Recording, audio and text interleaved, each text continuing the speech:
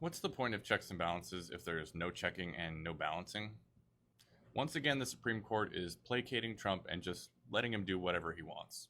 Donald Trump has been using emergency powers granted to him by the International Emergency Economic Powers Act of 1977.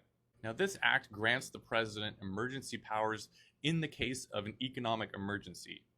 And the president has been claiming that a trade deficit constitutes an economic emergency, even though the US has carried a trade deficit every single year since 1975.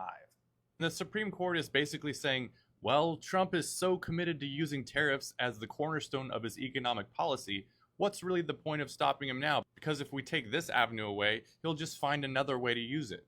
Which is such a lazy position to take. Well, he's just going to find another way to do the things he's not allowed to do, so let's just allow him to do them. So this economic emergency isn't real. Apparently checks and balances also aren't real. All the guardrails that were built into our government, like checks and balances and the separation of power that we were taught growing up, were supposed to keep our government from corruption, from this sort of thing. But apparently all of our safety systems were completely reliant on the honor system, because all the executive branch has to do is tell the judicial branch, we're not going to listen to you, and they can't really enforce it.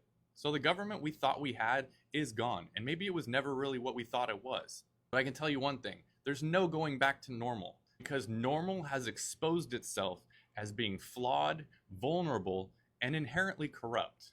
So while stopping and removing this administration is the immediate need, it can't be the end goal, because all the systems that allowed this to happen are still in place.